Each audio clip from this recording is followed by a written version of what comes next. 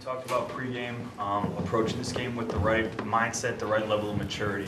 Did you see the right approach from your guys tonight? Yeah, I mean, we're trying to work a lot of guys back that have been out. I mean, we scored 70 in the paint, 29 on the glass, 24 in transition.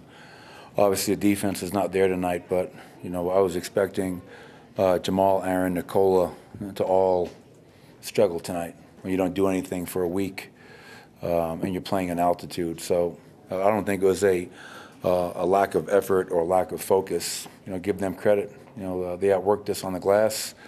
And that's the story of the game for me. 12 offensive rebounds for 17 points. And then offensively was a horror show. 18 turnovers for 26 points. That's 43 points right there.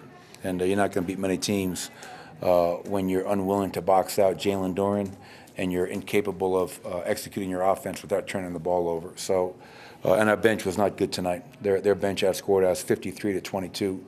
Start the second quarter 8-0 for them. Start the fourth quarter 9-3 for them. That's a 17-3 run, and you know, it's tough to make that up. How much of that bench struggle did you put on Bones not being available in the second half? I mean, Bones is a good player. He's been scoring for us, but what does that have to do with Bruce, DeAndre, Zeke, Christian, Davon? You know, that's a unit. It's not just a one-man show in Bones Highland. So I'm not going to make any excuses. You know, I have to help that unit be better. How do you think that they can be better? What can they execute a little bit better on that side? Well, I think they can play harder. They can rebound the basketball. I mean, just look at the plus minus, you know, for that unit. It was not good tonight across the board. So, and to score only 22 points, you know, we put so much pressure on our starting group. So, you know, if you get stops and you rebound, you can get out and run. But we weren't getting stops, and when we did, we weren't rebounding. So now you're playing half-court basketball with some funky lineups. So once again, the onus ultimately falls on me as a head coach to try to find ways to help a group without their leading scorer in Bones Highland.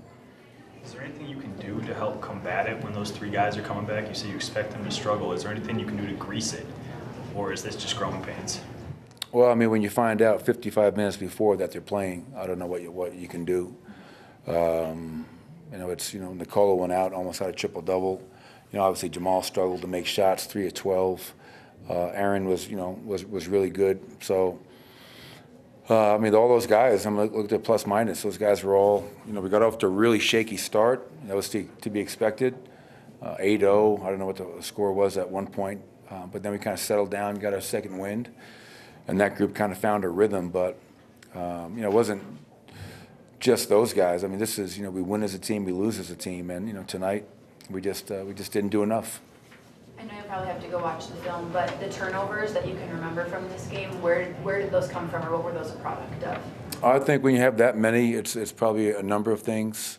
Over-dribbling, playing in tight spaces, bad passes, poor spacing, probably all things. And then even late, you know, we're trying to run plays that we've run for years, and we had a hard time running them.